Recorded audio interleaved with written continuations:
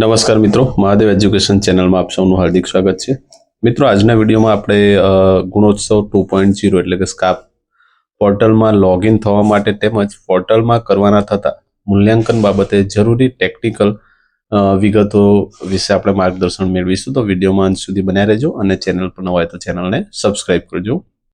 તો સૌથી પહેલા સ્કાપની જે વેબસાઇટ છે, ઓફિશિયલી વેબસાઇટ છે, એ વેબસાઇટ આપણે ઓપન કરવાની છે. ત્યારબાદ આપણે લોગિન બટન પર જવાનું છે.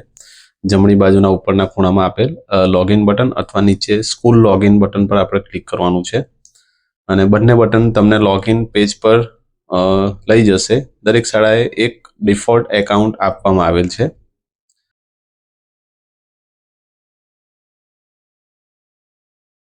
ઓકે મિત્રો, આ રીતે લોગિન પેજ પર જાઓ છો. ત્યારબાદ લોગિન કરવા માટે લોગિન પેજ પર આપેલ યુડાયસ કોડ બોક્સમાં આપની શાળાનો ડાયસ કોડ નાખવાનો છે અને પ્રથમ વખતના ડિફોલ્ટ પાસવર્ડ તરીકે 1 2 3 4 5 6 7 8 આટલા અંક પાસવર્ડ તરીકે આપણે એન્ટર કરવાના છે.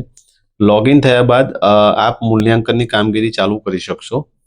જો આપને પાસવર્ડ બદલવો હોય તો આપ રીસેટ પાસવર્ડમાં જઈ પાસવર્ડ બદલી શકશો. પાસવર્ડને રીસેટ કરવા માટે નીચે પ્રમાણની પ્રક્રિયા કરવાની છે.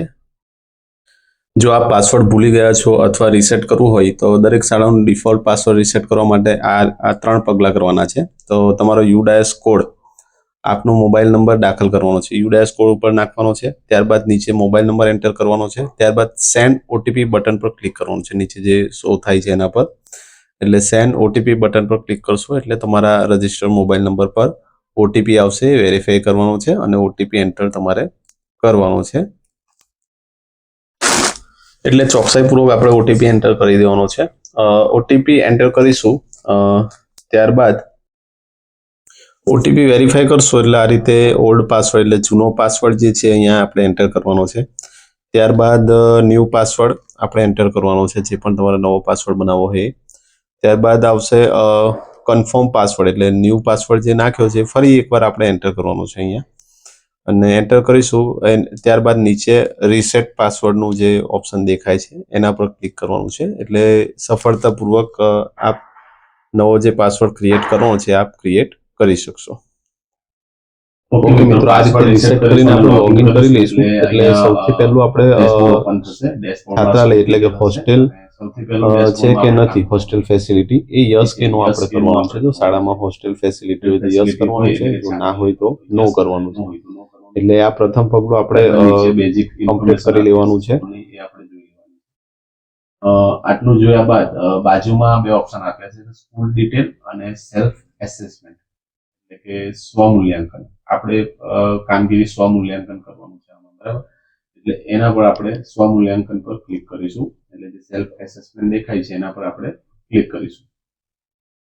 સેલ્ફ એસેસમેન્ટ મેનુમાં જઈશું આપણે. એટલે એમાં 2 મૂલ્યાંકન ફરજિયાત છે. એક તો એડમિનિસ્ટ્રેટિવ અને એકેડેમિક, એમ બંને પ્રકારના મૂલ્યાંકન એક પછી ક્રમશઃ આપણે પૂર્ણ અને કરવાના છે અને ફરજિયાત કરવાના છે. હવે આપણે મુખ્ય ક્ષેત્ર એટલે ડોમેન પસંદ કરવાનું છે. ડાબી બાજુની યાદીમાં આપેલ પૈકી કોઈ પણ એક પસંદ કરો. દાખલા તરીકે પહેલું અધ્યયન અને અધ્યાપન, એના પર ક્લિક કરવાનું છે. તેના તમામ પેટા ક્ષેત્ર જમણી બાજુમાં આપણને દેખાશે. અધ્યયન અધ્યાપન આપણે ઓપન કરીશું એટલે એનું પેટા ક્ષેત્ર ઓપન થશે. એને પસંદ કરવાનું છે. ધારો કે પસંદ કરેલ મુખ્ય ક્ષેત્રના તમામ પેટા ક્ષેત્ર જમણી બાજુ યાદીમાં દેખાશે. અહીંયા એક કરતા વધુ હોઈ શકે છે. કોઈ પણ પેટા ક્ષેત્ર પર ક્લિક કરતા તેના માપદંડ એમાં ખુલશે. આપણે અહીંયા વર્ગખંડ વ્યવસ્થા અને ભાવવારણ એક પેટા ક્ષેત્ર આપણે પસંદ કરીશું અને જોઈએ એમાં ડિટેલ કેવી રીતે ફિલઅપ કરવાની છે. ઓકે મિત્રો, અહીંયા આપણે વર્ગખંડ વ્યવસ્થા અને ભાવવારણ જે પેટા ક્ષેત્ર છે આપણે ઓપન કરીશું. તો એમાં માપદંડમાં વર્ગખંડ વ્યવસ્થા અને ભાવવારણમાં કક્ષા 0, કક્ષા 1 અને કક્ષા 2 આ રીતે 3 રીતે માર્કિંગ છે. આપણે જેમાં આવતું હોય એમાં આપણે સિલેક્ટ કરવાનું છે. કક્ષા 0 માં શાળામાં યોગ્ય વર્ગખંડ વ્યવસ્થા જોવા મળતી નથી, જો ના હોય તો 0 કરવાનું.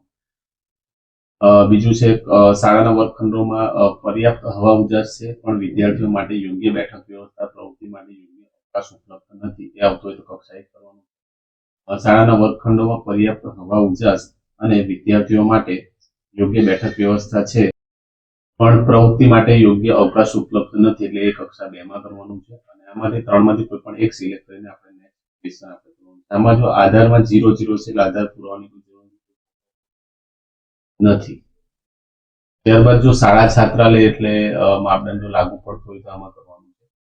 જ્યારે તમે 0 કક્ષા અથવા લાગુ પડતું નથી પસંદ કરો છો ત્યારે તે માપદંડ માટે આધાર અપલોડ કરવા જરૂરી નથી. આધાર પ્રગતિ ત્યાં 0 0 અને જરૂરી નથી તરીકે આપણને આ રીતે દેખાશે. જ્યારે છાત્રાલયમાં આપણે ના કરવાનું હોય તો લાગુ પડતું નથી કરીશું તો આ પ્રમાણે આવશે.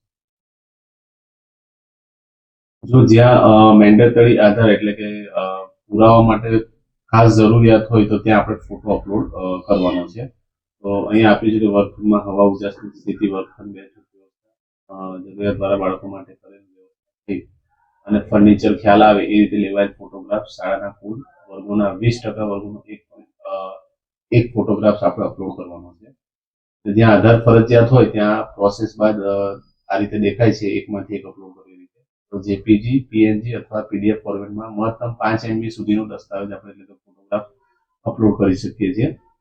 અને અપલોડ બાદ વ્યૂ પર આપણે ક્લિક કરીશું અને એ જોઈ પણ શકીશું કે આપણે ફોટો અપલોડ કર્યો છે, અપલોડ થઈ ગયો છે. આધાર પુરાવો અપલોડ કર્યા બાદ દરેક પેટા ક્ષેત્ર સેવ કરવું ફરજિયાત છે. છેલ્લા માપદંડનો જવાબ આપ્યા બાદ સેવ એસેસમેન્ટ પર ક્લિક કરવું ફરજિયાત છે.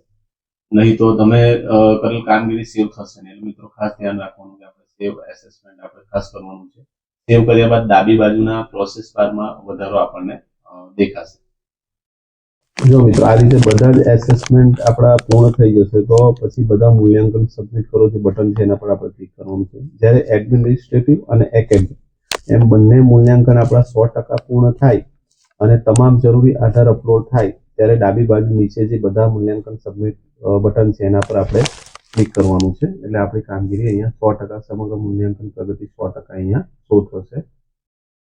આપણે જે જવાબો સબમિટ કરેલા છે જવાબોની સમીક્ષા પણ તમે અહીં કરી શકશો. અહીંથી જોઈ શકશો કે જે પણ આપણે જવાબો સબમિટ કર્યા છે જો બધું કમ્પ્લીટ હોય તો ઠીક છે એમ કરીને આગળ વધો એ બટન પર ક્લિક કરવાનું છે, અથવા કંઈક ચેન્જ જેવું લાગે છે તો પાછા જવાનું છે આપણે.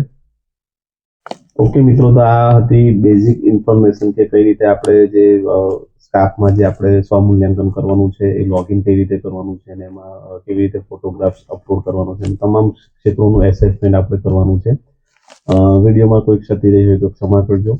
અને જેમ જેમ તમે ઓપન કરશો એમ ઇઝી છે સ્ટેપ, એટલે તમને ખ્યાલ આવી જશે. પણ વિડીયો એકવાર જ્યારે પણ કામગીરી શરૂ કરો એ પહેલા વિડીયો એકવાર સંપૂર્ણ આખો વિડીયો જોઈ લેજો. અને વિડીયો જો ખરેખર ગમ્યો તો વિડીયોને લાઈક કરી તમારા મિત્રો સુધી શેર કરજો. અને જો ચેનલ પર ન હોય તો ચેનલને સબસ્ક્રાઇબ કરજો. અને આ વિડીયો સંપૂર્ણ જોવા માટે આપ સૌનો ખૂબ ખૂબ આભાર. મળીશું જલ્દીથી નવા વિડીયો સાથે. ત્યાં સુધી આવજો.